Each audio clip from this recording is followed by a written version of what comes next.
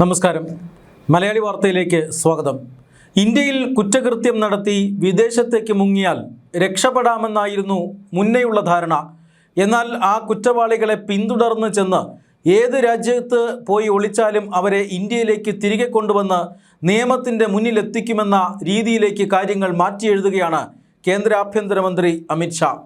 ഇന്നിപ്പോൾ 2019 മുതൽ 2026 വരെ ഇങ്ങനെ മറ്റു രാജ്യങ്ങളിൽ നിന്നും ഇന്ത്യയിലേക്ക് കൊണ്ടുവന്ന കുറ്റവാളികളുടെ കണക്ക് പുറത്തുവിട്ടിരിക്കുകയാണ് കേന്ദ്ര ആഭ്യന്തര മന്ത്രാലയം. 2019 അമിത് ഷാ ആഭ്യന്തരമന്ത്രിയായി ചുമതലയേറ്റത്. 2019 മുതൽ 2026 വരെ 36 രാജ്യങ്ങളിൽ നിന്നും 274 കൊടും കുറ്റവാളികളെ ഇന്ത്യയിലേക്ക് തിരികെ എത്തിച്ച് വിചാരണ ചെയ്യാൻ സാധിച്ചുവെന്ന് കേന്ദ്ര ആഭ്യന്തര മന്ത്രാലയം പുറത്തുവിട്ട കണക്കുകളിൽ പറയുന്നു.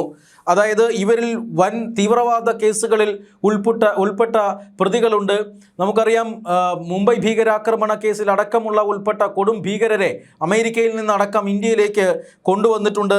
ഖാലിസ്ഥാൻ അനുകൂല തീവ്രവാദികളുണ്ട്, ഗുണ്ടകൾ, ഇന്ത്യയിൽ അധോലോക നായകന്മാരായി കഴിഞ്ഞിരുന്ന കുറ്റകൃത്യം നടത്തിയതിനു ശേഷം വിദേശത്തേക്ക് കടന്നിട്ടുള്ള ഗുണ്ട മാഫിയ തലവന്മാരെ ഇന്ത്യയിലേക്ക് കൊണ്ടുവന്നിട്ടുണ്ട്.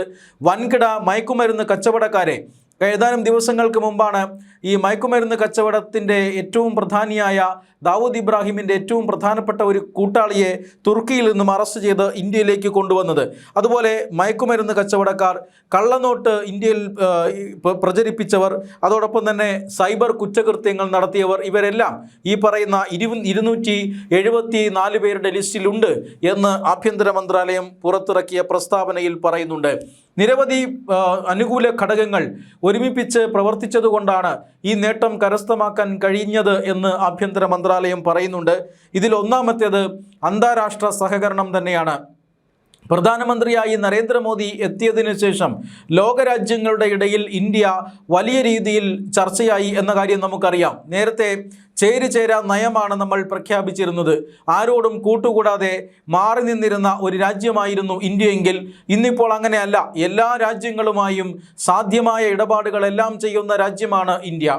അതായത് റഷ്യയിൽ നിന്നും എണ്ണ വാങ്ങുമ്പോൾ തന്നെ അമേരിക്കയുമായി ഈ വ്യാപാര കരാറിൽ ഒപ്പിടാൻ സാധിക്കുന്ന ഒരു രാജ്യമാണ് ഇന്ത്യ. ഇസ്രായേലിൽ നിന്നും ആയുധങ്ങൾ വാങ്ങുകയും അതോടൊപ്പം തന്നെ ഇറാനുമായി മറ്റു തരത്തിലുള്ള ചർച്ചകൾ നടത്തുകയും ചെയ്യുന്ന ഒരു രാജ്യമായി ഇന്ത്യ മാറി. അതുകൊണ്ട് ലോകത്തിലെ എല്ലാ രാജ്യങ്ങൾക്കും ഇന്നിപ്പോൾ ഇന്ത്യയുമായിട്ടുള്ള നയതന്ത്ര ബന്ധം അടിസ്ഥാന ഘടകമായി മാറിയിരിക്കുന്നു. ഇങ്ങനെയുള്ള ഒരു റീച്ചുള്ള രാജ്യമായി ഇന്ത്യ മാറിക്കഴിഞ്ഞിരിക്കുന്നു. അന്താരാഷ്ട്ര സഹകരണം ഇന്ത്യയുടേത് 2014 ശേഷം വലിയ രീതിയിൽ വർദ്ധിച്ചു. ഇന്ത്യ പറയുന്നത് കേൾക്കാൻ ഇന്ന് ധാരാളം രാജ്യങ്ങളുണ്ട്.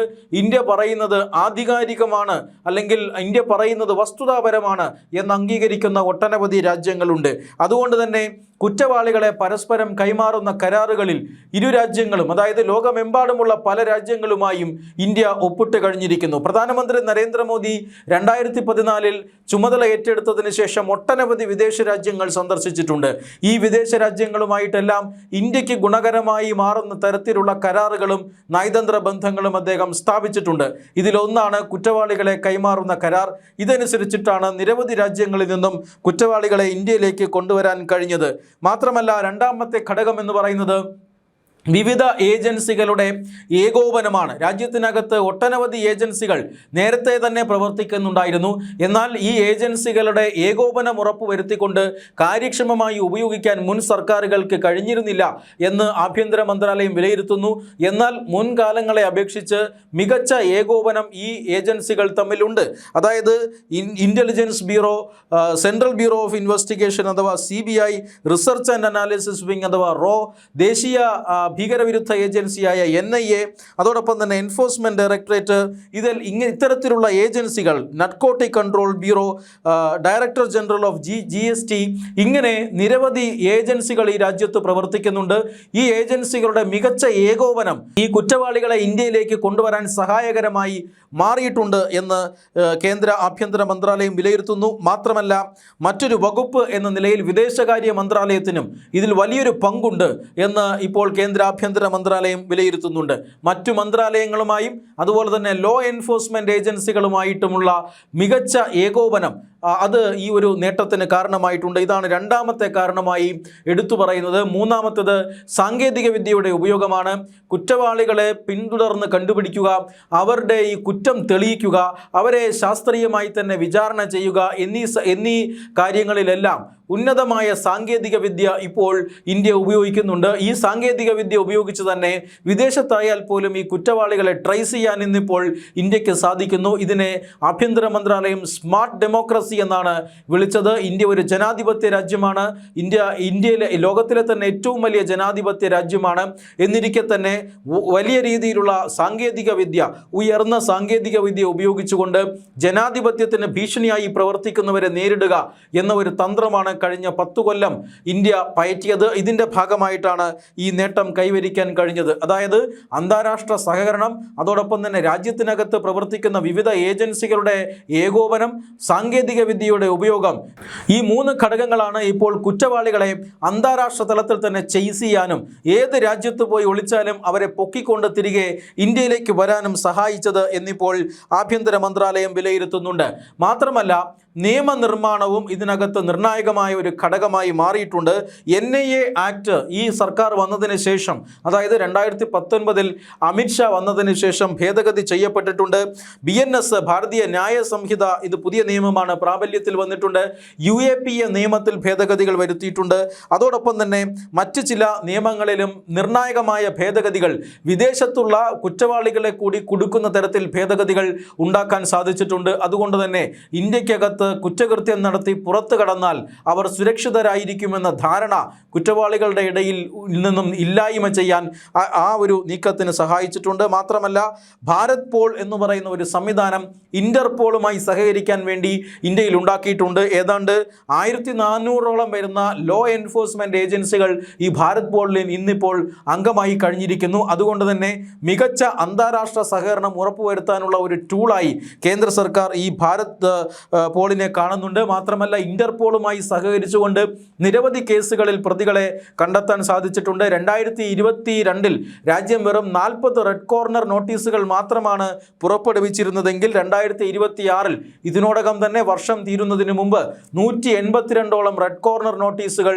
പുറപ്പെടുവിച്ചു കഴിഞ്ഞിരിക്കുന്നു. അതുകൊണ്ട് രാജ്യത്തിനകത്ത് കുറ്റകൃത്യം നടത്തി, അത് തീവ്രവാദ കേസുകളാകട്ടെ, മയക്കുമരുന്ന് കച്ചവടക്കാരാകട്ടെ, വിഘടനവാദ പ്രവർത്തനങ്ങളിൽ ഏർപ്പെട്ടവരാകട്ടെ, മാഫിയ തലവന്മാരാകട്ടെ, കള്ളനോട്ടടിച്ചവരാകട്ടെ, സൈബർ ഗുണ്ടകളാകട്ടെ, അല്ലെങ്കിൽ സൈബർ കുറ്റവാളികളാകട്ടെ, ഇവർക്കാർക്കും ഇന്ത്യയിൽ കുറ്റകൃത്യം നടത്തി ലോകത്തിൻ്റെ ഏതെങ്കിലും ഭാഗത്ത് ഒളിക്കാം എന്ന് പറഞ്ഞാൽ അത് നടക്കുന്ന കാര്യമല്ല എന്നിപ്പോൾ കേന്ദ്ര ആഭ്യന്തര മന്ത്രാലയം തെളിയിച്ചിരിക്കുകയാണ്. 36 രാജ്യങ്ങളിൽ നിന്ന് കഴിഞ്ഞ 2019 മുതൽ ഇന്ന് വരെ 274ഓളം കുറ്റവാളികളെയാണ് ഇന്ത്യയിൽ തിരികെ എത്തിച്ച് ഇന്ത്യൻ നിയമത്തിന് മുന്നിൽ കൊണ്ടുവന്നിരിക്കുന്നത്.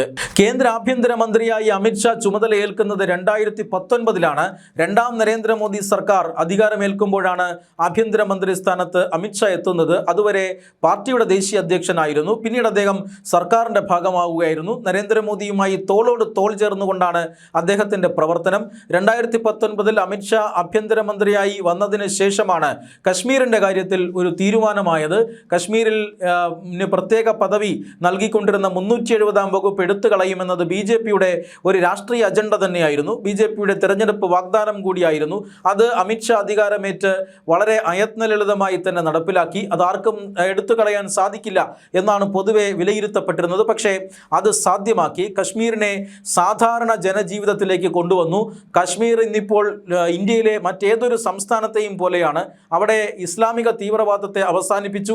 അവിടുത്തെ ജനജീവിതം സമാധാനമാക്കി മാറ്റിയ ഒരു തീരുമാനമായിരുന്നു അന്ന് ഭരണഘടനയുടെ 370-ാം വകുപ്പ് എടുത്തു കളഞ്ഞത്. തൊട്ടു പിന്നാലെ അമിത്ഷാ ഈ ചുവപ്പ് ഭീകരതയെ രാജ്യത്തു നിന്നും തുടച്ചു നീക്കാനുള്ള പ്രതിജ്ഞ എടുക്കുന്നു. അതിന് അദ്ദേഹം ഒരു കട്ട് ഓഫ് ഡേറ്റ് പറയുന്നു. ആ ഡേറ്റിൽ തന്നെ രാജ്യം ചുവപ്പ് ഭീകരത മുക്തമായി. മാവോയിസ്റ്റുകളെ തുരത്തുന്നു. മാവോയിസ്റ്റ് ശക്തി കേന്ദ്രങ്ങളെല്ലാം ഇന്നിപ്പോൾ രാജ്യത്തിൻ്റെ സുരക്ഷാ സേനയുടെ നിയന്ത്രണത്തിലാണ്. അടുത്ത് അതിർത്തി പ്രദേശങ്ങൾ അത് ഇപ്പോൾ അമിത്ഷാ ലക്ഷ്യം വച്ചിരിക്കുകയാണ്.